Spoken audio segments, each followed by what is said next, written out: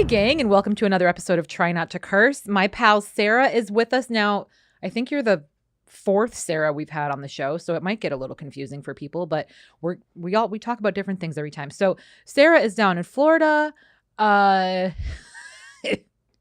trying to survive,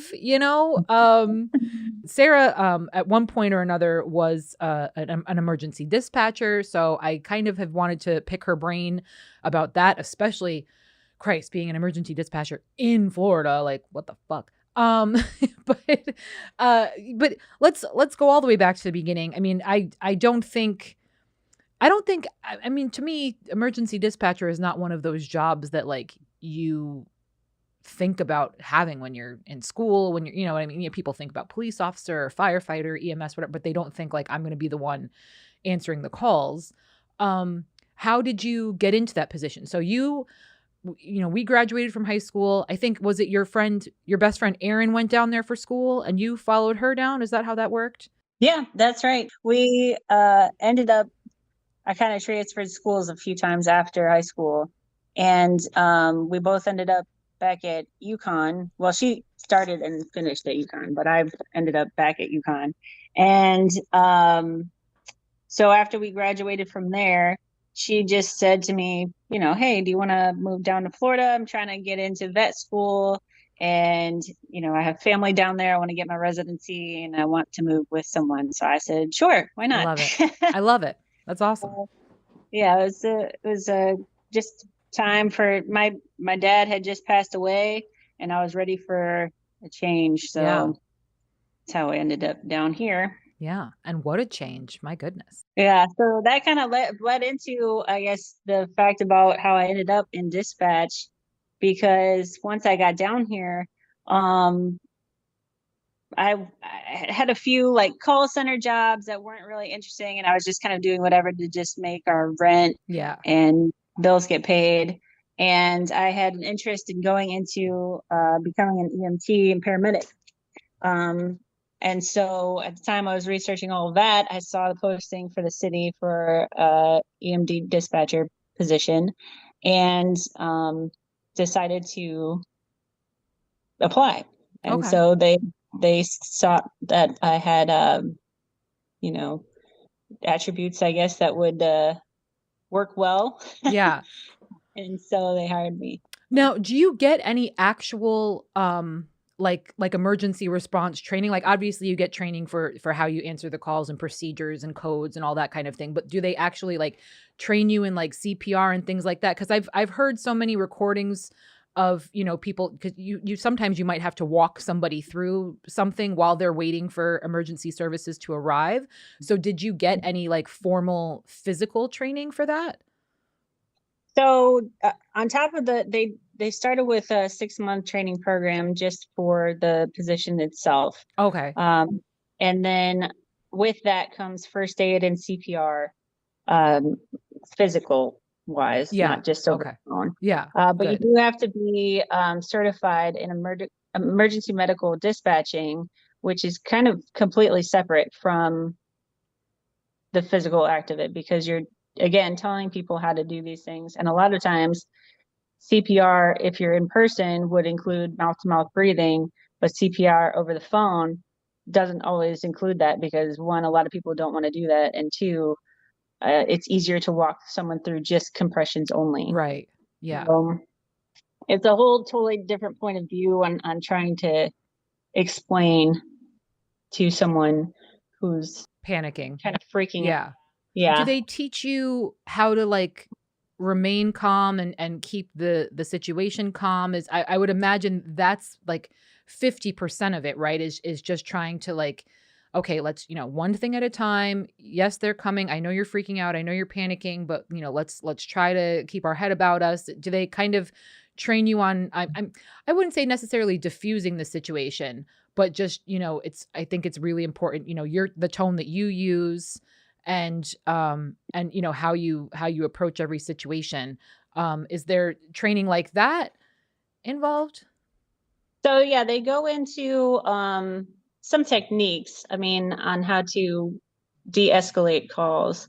Um, sometimes it works and sometimes it doesn't, something that I've learned over the years was that as people get louder and louder, if you get quieter and quieter, they tend to go, oh wait, is that person even, can what did they say? Like, so Right. they'll kind of reset and start to listen. That's good. But a lot of times people struggle with that. When we would get new trainees on board, because I eventually worked there for so long that I became a trainer. And trainees would come on board, and sometimes they can't quite pick it up. They stumble over themselves, or will get frustrated very easily with people on the other end of the phone. Kind Hmm. of take it personally, rather than being able to de-escalate that person. So Yeah, I mean, I would imagine that's the hard part because again, you're trying to give instruction, and you're also trying to get information, but, again, that person on the other end is panicking or, is frightened and, you have to take all of that into account as you're trying to do your job. Do you remember the first call you ever took? to be honest, I don't.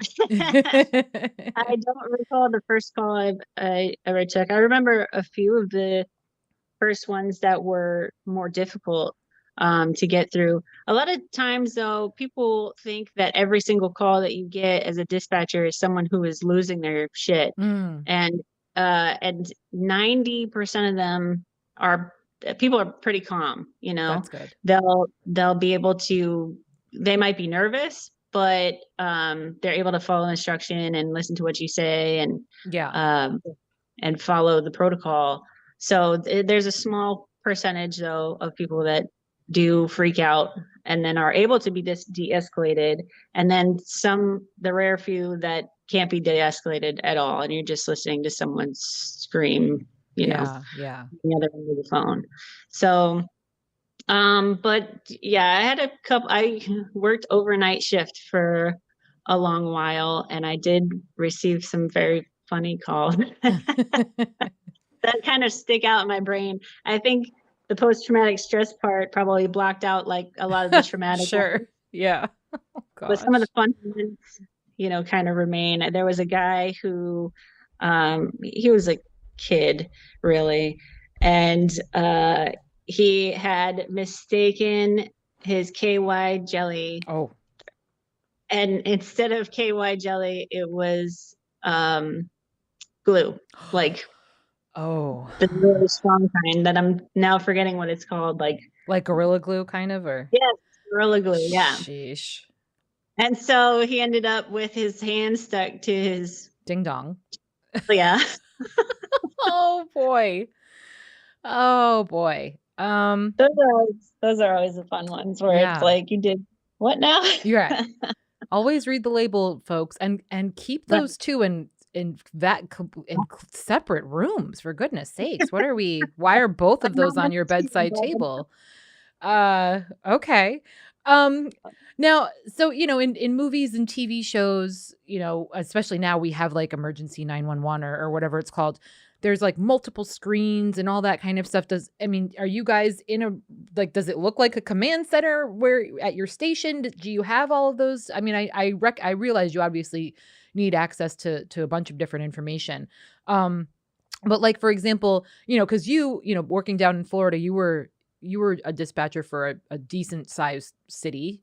Um, do you need to know, like, the ins and outs of everything, like, in case you have to, like, give directions to the folks trying to get to an emergency? Like, do you have Google Maps up there where you can you know what I mean? Like, how it just seems to me like such an overwhelming idea of having to process, again, all of this information while also giving information out as well.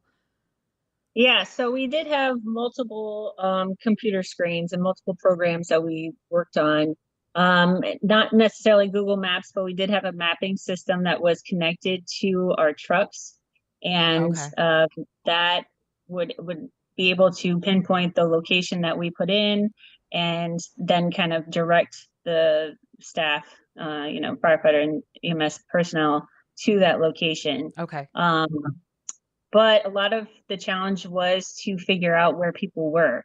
So Mhm. either they don't know, or they don't have the address, you're just trying to get cross streets or what business you're at. So for someone who came down to Florida, not knowing the location that I moved to at all, I Sure. had to very, very, very quickly and learn every street and every, major business and um, all of the tourist places that we have here. Yeah. So it was good in that regard because it made me learn the city that I was working for very quickly. So, Yeah. but yeah, we do have a lot of help to help us locate the person as well. If someone calls on the cell phone, it'll usually the system that we used would ping their cell phone and kind of give you a radius. Some of them are very accurate and give you right where the person's at. Some ping off of different towers and it could be kind of confusing. So Mm. you do have to kind of negotiate that on a lot of calls, especially if kids call too. I can't emphasize enough for parents to go over your address and Nana's address and grandpa's address and where these kids are, so Yeah. that when they call they can kind of help. Yeah. No, that's great. Absolutely. Um, I know a lot of the time you'll see on TikTok and things like that, people calling 911 for like, "Oh, Burger King fucked up my order," or like, have you ever had just really ridiculous calls like that where you had to be like, "Ma'am, like you need to get off my line," you know? Luckily our police department did that end of it for us. They Okay. would take the initial call and then kind of filter out what the person needed. So they would transfer anything to us that was fire or medical, related, because I only did it for the fire department. And so we didn't have too much of that. I don't recall Okay. anything that was like. Yeah.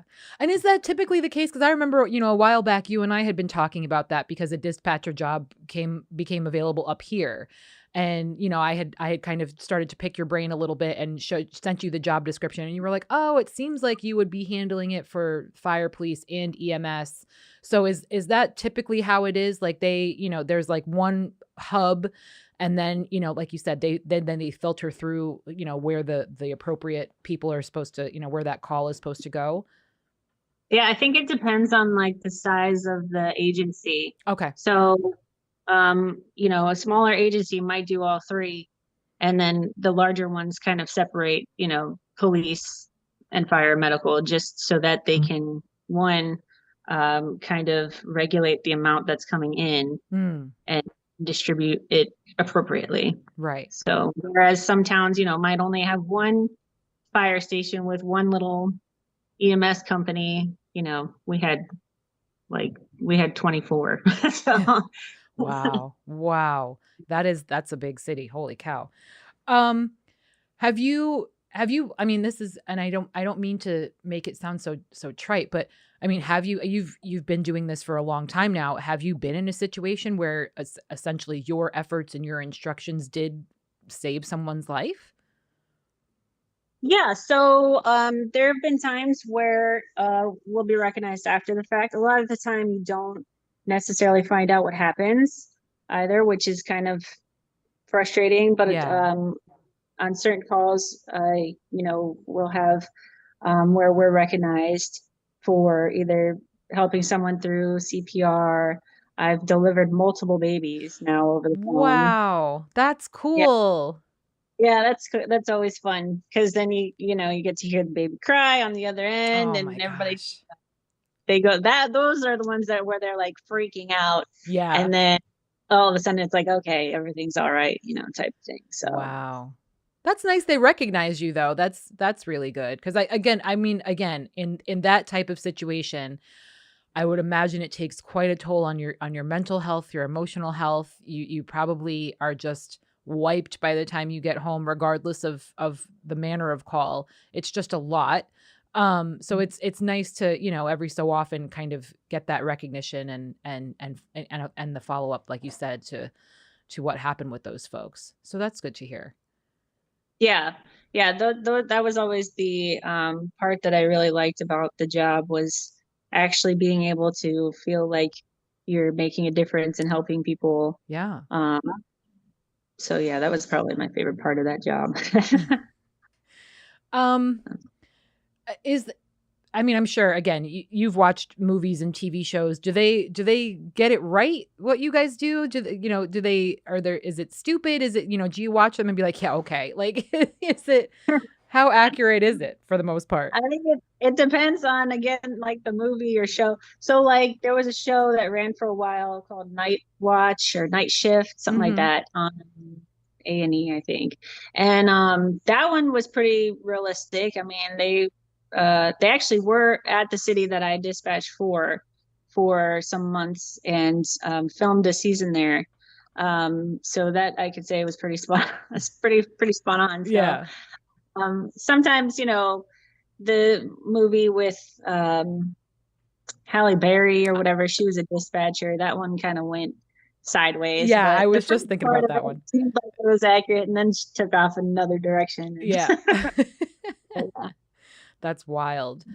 Um, Now, so how is your mental health? I mean, there's a lot of talk again also about, people in social media who have to monitor things and just kind of sift through and approve and remove, bad content and stuff. I mean, you again, like, yes, there is a filter as far as what kind of calls you get. Usually for you, it's all, medical or fire related, but I would imagine it still takes a toll because, again, you're speaking to somebody in one of their worst moments, trying to keep them calm, trying to relay information. You're basically the liaison between the person having the emergency and the people, heading out there to help. So how do they offer any type of services for you guys, or or is, have you had to seek help for certain situations? I would imagine the burnout rate is pretty high for something like that as well.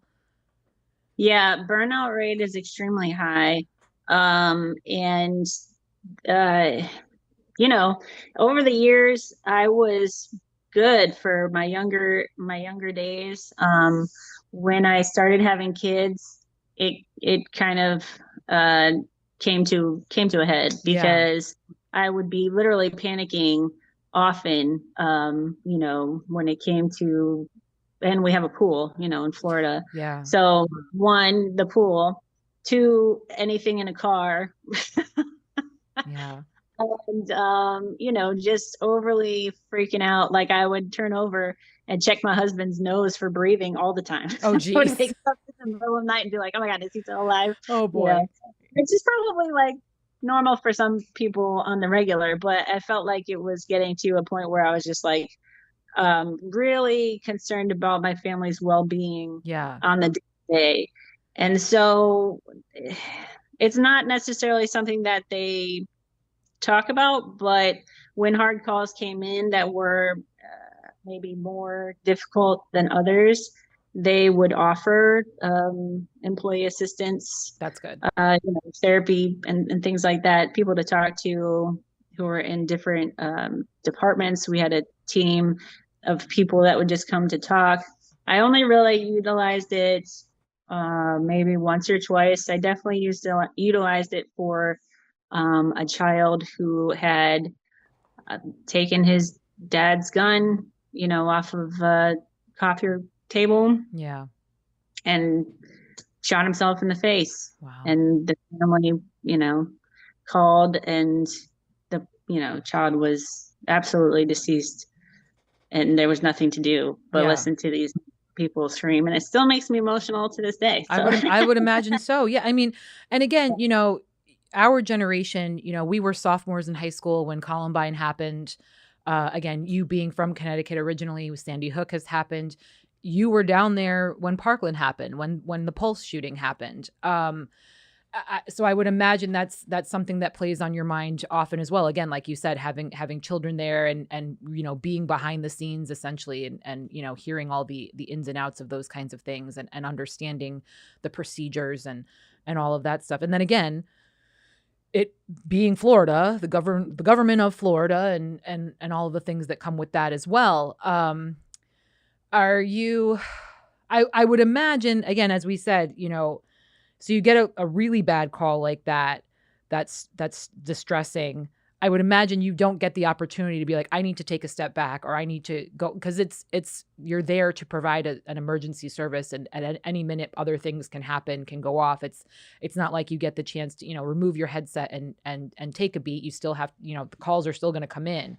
So how do you um handle that? I mean, do you kind of have you kind of, mentally prepared yourself to just kind of, okay, I'm going in, I'm doing the job, and then like, is there a way that have you been able to kind of shut it off, once you leave, once you sign out and say, okay, that's the day done? Or, like you said, that one particular call still, still carries with you. But do you, how how do you get away from that kind of thing, Yeah, it's kind of an interesting thing unless you experience it really and have been it for a while, to kind of balance that, because a lot of things we would play off with humor, right? Like Sure. dark humor. So people will probably go, "Oh my God, like how can you laugh about that?" But you know, it's just this thing that you kind of have to roll with, right? It's your coping mechanism. Yeah. Yeah, coping mechanisms. Oh And God. everyone just kind of like going like, "Oh my God," And so like I said, we had a twisted sense of humor. Yeah. But more so than that, a lot of times I couldn't really tell you the, calls would come so quick. I couldn't tell you who I had two calls previous to that, Right. because a lot Right. of things were the same and you're just trying to get them out. And you know, like like you said, certain things definitely stick with you, but other things just are in and out, in and out. And you just try to get it processed as efficiently and quickly as you can, and providing, the best instructions that you can to help the person. So, Yeah. What's the turnover rate like? Because, again, I mentioned burnout. I'm sure everyone has experienced burnout at one point or another, but I know for a fact a job like that is not for everybody. I mean, even myself, like I briefly tried training in just a regular calling center, like it was an answering service for a bunch of different, mainly like doctors' offices in the area and that kind of thing. And even that, like I couldn't handle because there was too many instructions on the screen you had to follow, and sometimes you can take a message, but other times you can't, and you had to be really quick, because you're answering the call in real time and trying to read out the instructions and all of that. And I was just, for some reason, my brain just doesn't work that way. So have you seen, again, you are one of the few that seem to be able to handle it. You've been doing it for, like you said, for so many years, to the point that you became a trainer yourself. But I would imagine you've seen a lot of people come and go in throughout those years. yeah, absolutely. I mean, sometimes people wouldn't make it a month within training. It just really is not for some people. One, the level of multitasking that you have to be comfortable doing. So you have to be able to type and talk at the same time. A lot of people struggle with that. Mm, A lot of people struggle with being able to utilize their resources as they're processing something, to be able to think on your feet, and to be able to switch units. Like, I have a unit that's going to be 3 minutes closer. Let me go ahead and switch them also while I'm talking to this person and giving them instructions. So, and then again, a lot of people think that they can handle the type of calls that we would get.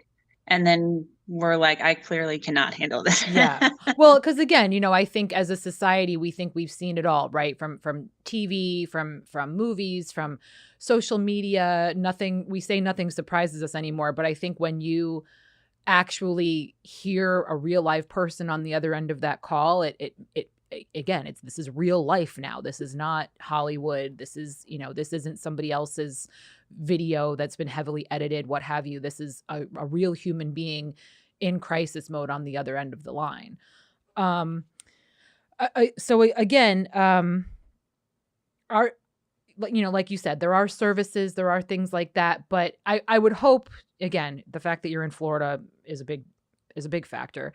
But from when you first started in that industry to now, has it gotten better as far as, recognizing people need mental health care, people need, the occasional break, do we recognize burnout and try to address it before it gets to that point?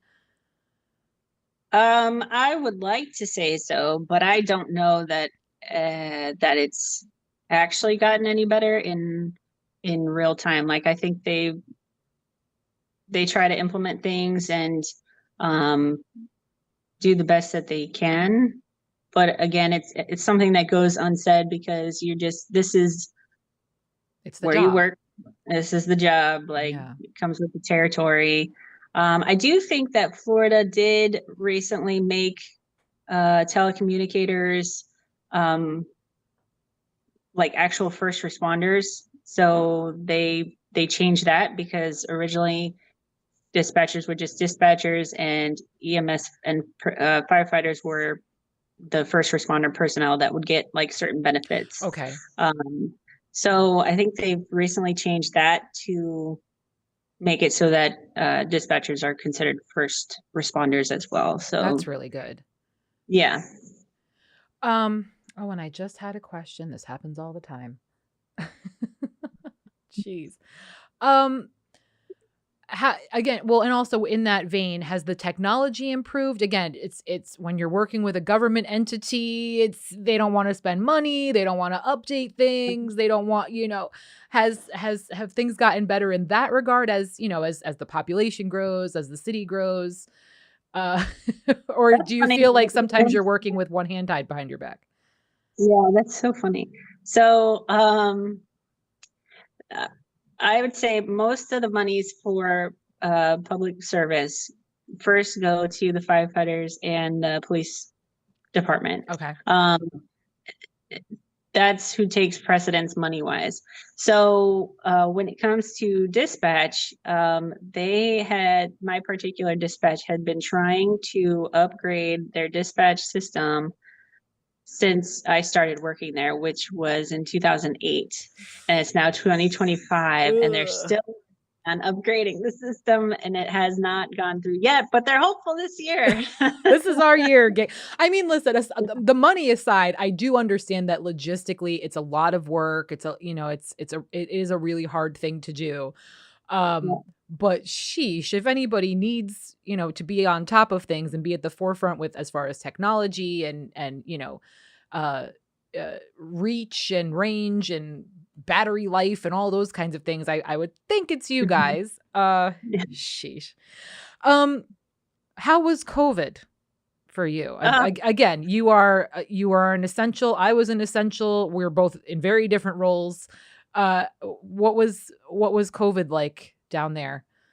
So what was funny too is I actually left dispatch in December of 2019. Oh wow. So I got out just before COVID hit, but I was still working for the city, just in a different department. So Right. I was learning a whole new role, and we were sent home, and just figure it out kind of as you go with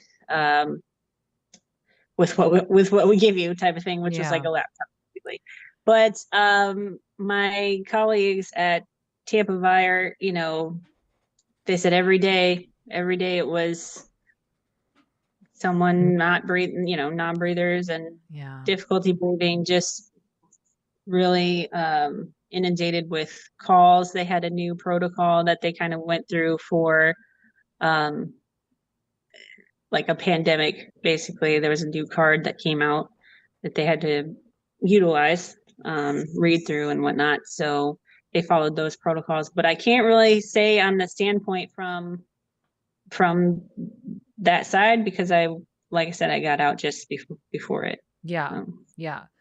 Um, a lot of people have different opinions about, again, we know our healthcare system is fucked here in the United States, but I remember years ago I had an acquaintance was telling me, he was familiar with local EMS and he would say, "Oh, these people on welfare, or these people on, that don't have insurance, if they think they're pregnant, they'll call and they'll get an ambulance because, oh, I'm having stomach pains and I need to be picked up. And then, they ask that question like, oh, do you think you're pregnant? Oh, I'm not sure. So like they would basically get a free ambulance ride on the state for a pregnancy test.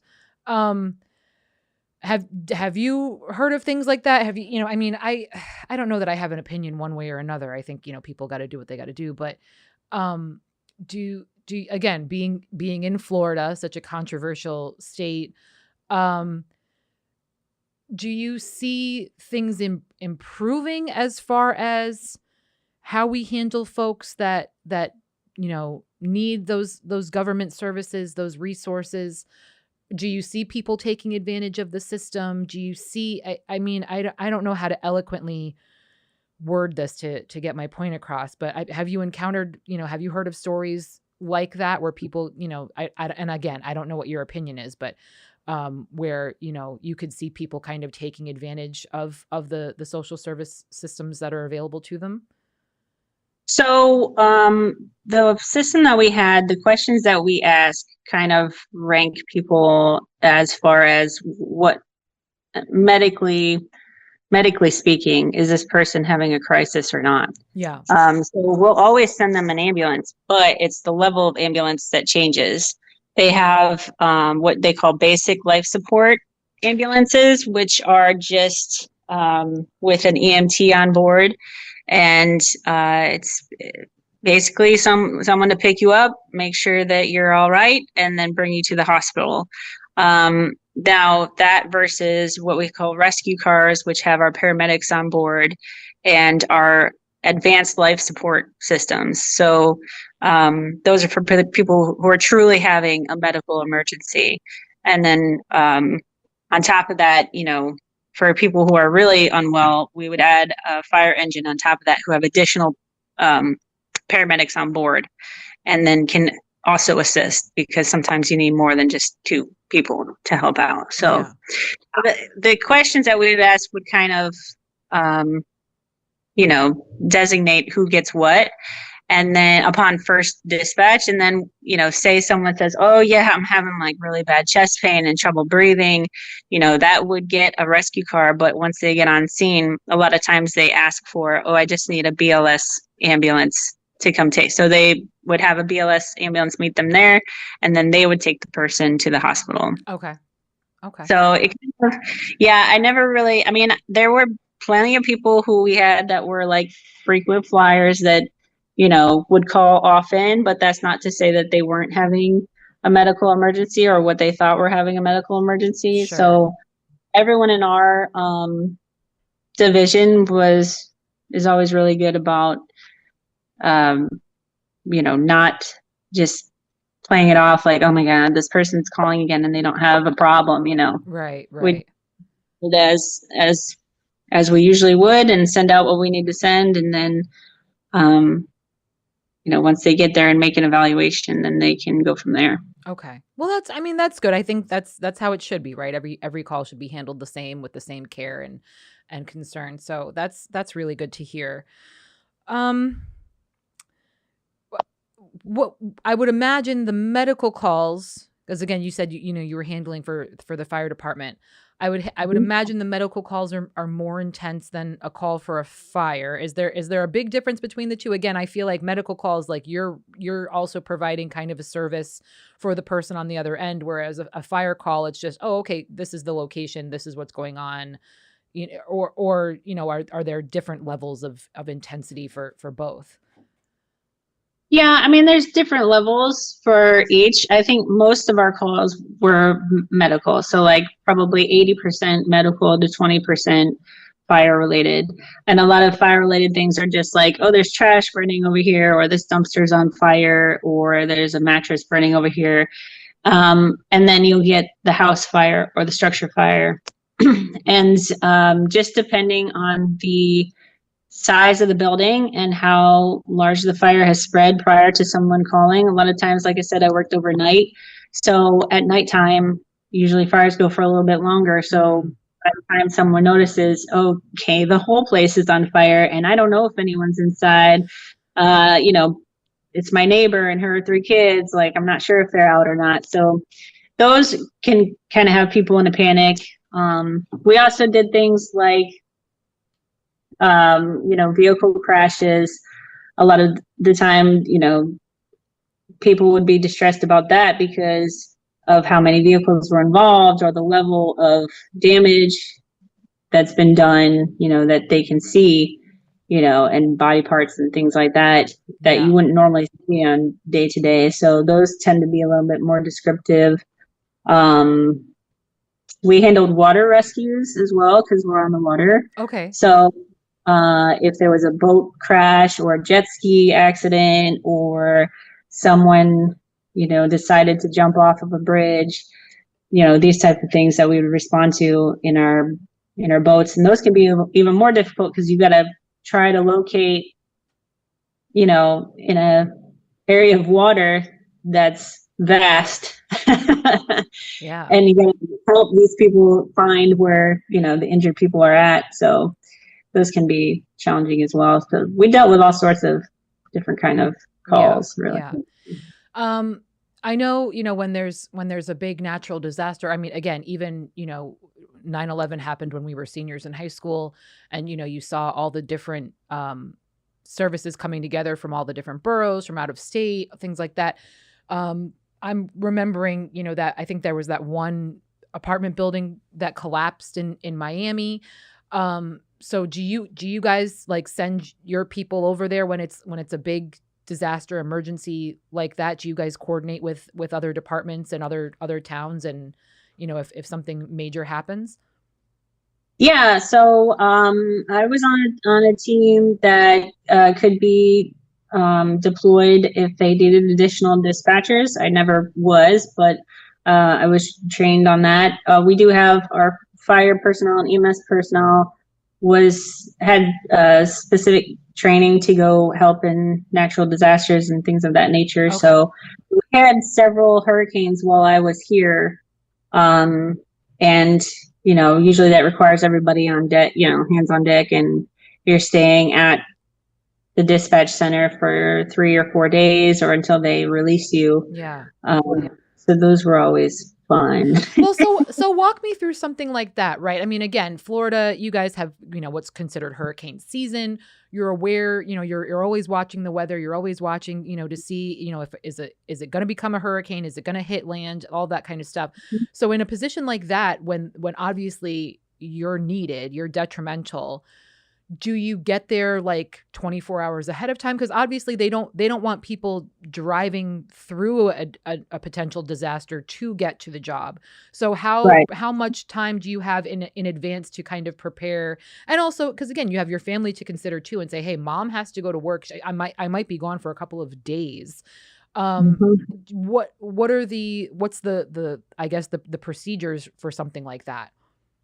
Yeah, so they do have a good protocol for that, where they basically are watching the weather. If something looks like it's going to hit even around our area, they're putting you on standby, basically. So you're preparing yourself and your supplies and whatnot. And then they'll call you in. It's generally, the morning before. Like last year, I think, the hurricane hit overnight. They usually hit overnight for whatever reason, just to make it scarier, right? Right. Well, but they'll call you in the morning, and then you'll stay the whole night through the hurricane, and then the next few days, just until everything kind of gets cleaned up a little bit and you can go back to normal business. But yeah. And what's the schedule like? Because I know, some like firehouses and stuff, it'll be like, oh, like 24 on and then like 48 off or something along those lines. Again, you said you primarily worked overnight when you first started. But is it, a Monday through Friday gig, or is it just, when people are available? Is it just kind of sporadic? What's the scheduling like for a job like that?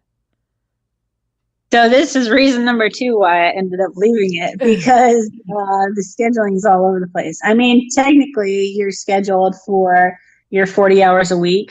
In this particular, our dispatch center did, 8-hour days. But then from there, you have to keep a certain amount of personnel on the floor at all times, 24/7. Sure. Well, So that's reassuring for. Yeah. So someone's there to answer the phone. So there'd be 4 people on duty all the time. But depending on, someone's taking vacation this week and this person's also on vacation, and then you have 2 other people who called out sick, and then, so-and-so had to leave for an appointment or whatever, you would get stuck working 16-hour days. Yeah. Often. Yeah. So you work, 3 to 11 p.m., 11 p.m. to 7 a.m., and then have to go to bed, go home, go to bed, and then be back the next day at 3 p.m. again. And then someone else would call out, oh, I'm getting stuck again for 3 p.m. to 11, 11 to 7, you know. Yeah. Yeah. So that became kind of taxing. And then, it was kind of hit or miss on the schedule. They would try to rotate it, so that you could pick your days off. First choice one week, second choice the next week, third choice the next week, Right. and then rotate through, so that it was fair for everyone. But many times around the holidays, especially when people who have higher, what's the word I'm looking for? Like more PTO? Not more to PTO, just have been there longer. Okay. What is that called? Seniority? Yep, that's Yeah. it. Thank you. Yeah, we do the same at my job. Yeah.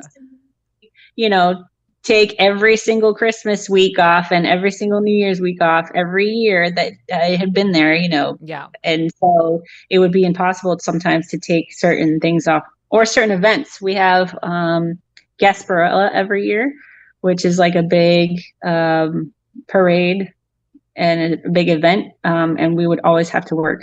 If we had a Super Bowl come into town, we weren't getting off to go. Sure. We were there to work, so Sure. they would call everybody in for that type of thing. So that was kind of a challenge with the position in itself, is just the scheduling. And then when I had kids, I was like, okay, I can't just Right. work 3 to 11 and miss most of their day. So Yeah. Yeah. How did your family take, again, those long shifts? You're coming home and, you've got to, you can't just unload. You can't relax. You're coming home and you're in mom mode, you're in wife mode. I would imagine that puts a strain on things as well. Yeah, for a long time, with my husband and I, we were on the same kind of page work wise, and then he had gotten a regular schedule and mine was still overnight, so we never saw each other Yeah. for a couple years. The kids were young enough that I could kind of make it work. I went back to working overnight so that I could spend some time with them during the day, and then my husband would come home and he would take over and I would pass out for a few hours and then go into work overnight. It was like crazy time. Yeah. But Yeah. so it's not really conducive, unfortunately, to those that have families. Yeah. But when I was like single and young and no kids, like it was great because I would work the second shift, which was 3 p.m. to 11 p.m. So I didn't have to wake up early. I could leave and then go to the bar afterwards, Yeah. and so time. But it was, once I started having my family come on board, it was much more difficult. So. Sure. So when you were a trainer, excuse me, were there situations like you said, if there's a disaster or something, were there still situations where they were like, hey, we could use an extra hand. Would you mind coming in? Like, have they ever had to call you in for something like that? Yeah, there had been times where there had been originally it was only 3 people on duty at a time, and they upped it to 4 because of how busy it started to get with the number of calls that we would get. So there had been several times where, it was just a crazy day for whatever reason, nothing, out of the ordinary, just an influx of calls and traffic accidents and, working procedures. And they'd call and be like, hey, can you come in and help? Which I've sometimes answered my phone, sometimes didn't. So, Hey, I get it for sure. Is the full moon thing true? Do you guys get more calls on full moons? Yeah, I think so. Like, That's I don't know if wild. that's actually, but it, we would go outside and be like, oh yeah, it's full moon outside. Yeah, that adds That up. tracks. That tracks. That's so Yeah. interesting to me. Well, okay, so what's like the number one mistake that people make when they call? So it's not necessarily like you can't really mess up a 911 call, right? Because Sure. it's trying to help someone else or to help your family member or yourself even. So, I mean, honestly, just knowing the address of where you're at or trying to get the best location. I had to call 911 myself once. We were in a movie theater and someone had a seizure behind me. Oh, So wow. I had to step out and call for this person. Um, but even I was like, oh my God, what theater am I in? Like, Yeah. so, to just get the best information and then also to try your best to listen and take the directions that someone's giving you, because you might not always remember, if you've had training, one, what to do, and so it will help jog that memory. And yeah, so I think actually, honestly speaking, kids are usually the best callers because they're the ones that really listen and will be like, okay, yes, I will do this exactly as you say it, as you're saying it. I think, they're kind of uh, funny in that way that, they might be freaking out because mom's on the floor, but, yes, let me go put away my dog. And yes, let me go unlock the door and, um, or open the door. And yes, I can put my mom on her side. It might be hard for me to do because I'm little, but I will do it, to the best of their ability. So. Yeah. Yeah. That's really, and again, like you said, knowing the address of where you're at is obviously crucial. Mhm. Do you see, I mean, obviously you're seeing more, like you said, you've got the towers that can kind of ping. I would imagine the majority of the calls you're getting now are from cell phones. There's not a whole lot of landlines Yep. left in this situation. Um, when people would call from a landline, did you have like a system that like would be able to, match the address with that phone number for that landline and make things a little easier for you or no? Yeah. Okay. So when people call from a landline, it comes right up as their Oh, address. that's good. Okay. What I did find though was to still verify it with the person because for some reason, a person would move and keep the phone number, however, and it would be their old address, Okay. Okay. off of this new number. So it was always important to double check because that had tripped me up a couple times where I was like, wait, this says you're at yada yada, and you're telling me you're here. So Yeah. which is it? They would always be like, oh, that's my old address or what have you. Right. So Right. And again, you're on the phone, you're not on the quote unquote front lines actually out there, but there have been a couple instances here that I know of people who have gotten hurt or, were out somewhere and didn't have any form of ID on them. So I think that's a really a big one for people too is, you never know, anything could happen. There's always that joke of like, well, make sure you're wearing clean underwear, but I yeah. think having some form of identification on you is also, really important as well. Would you agree with that? Or would have you been in situations where it's like, okay, well, we need to figure out who this person is, where they came from, that kind of thing. Yeah, I think mostly they need that information at the hospital. The paramedics obviously will still need it as well, but if they don't have it, it doesn't really change too much for them, other than they'll just have to get it later from what the hospital tracks down. Yeah. But it is important to have that, and then if you're incapacitated, even something as simple on your phone you can have in case of emergency, which is ice, but not that kind of ice. So, Yeah. Yeah.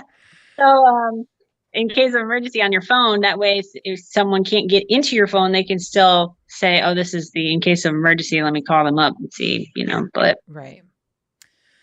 Well, Sarah, I appreciate it. Again, I mean, it's, thankfully you're not in the dispatch position anymore. You're not even a trainer anymore. But I would imagine you've taken those tools with you, and is something that I would hope, I'm assuming you're passing on to your kids and stuff too, all of that knowledge and what to do. Um, do you have any other tips or suggestions for our listeners before we let you go? um, make sure your pools are fenced. Keep your eyes on the road and not on your phone. Ugh, And take a CPR first aid class. It's always important to have under your belt. And just, if you do have to ever call 911, do your best to stay calm, even if it's a nerve-wracking situation.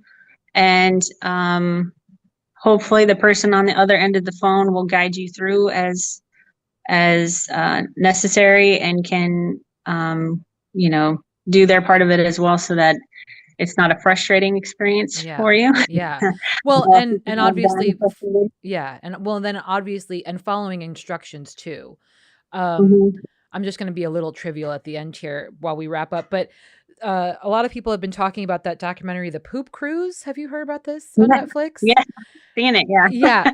Okay, good. So you know exactly where I'm going with this. So I was talking with my coworkers about it, because one of my coworkers is going on a cruise for the very first time. Another one of my coworkers is a regular cruiser. He had just come back from a cruise. And I said, listen, man, and this is for all the listeners too.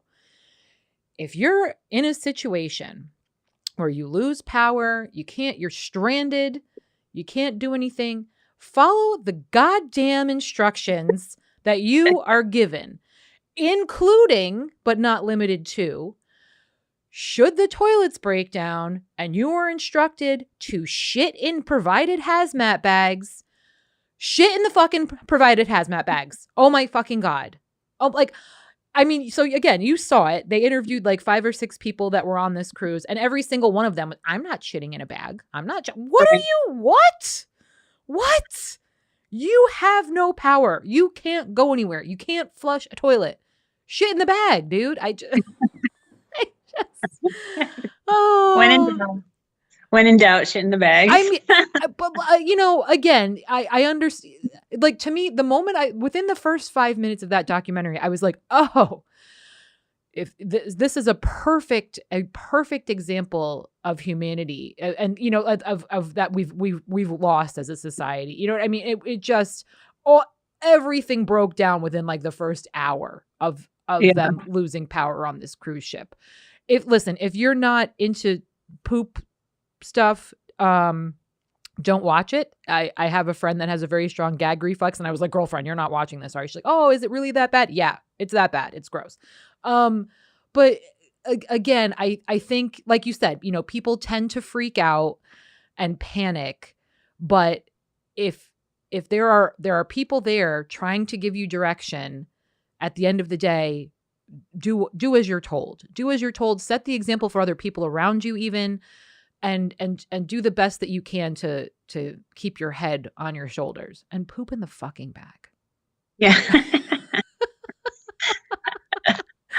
I swear. Well, again, Sarah, thank you so much. I want to get into Florida with you, but that fucking state. I just, bless you. And luckily, live on in a good county that usually tries to do its best. Yeah. What we're dealing with as a state overall, but yeah. Hopefully, DeSantis won't be there in another couple of. Yeah, I mean, not to say that who's going to replace him won't be worse. Right. There is always that possibility, but Christ.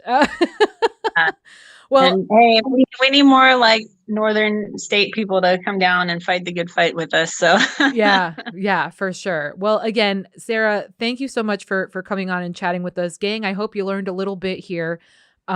This was Try Not to Curse, and we will catch you next time.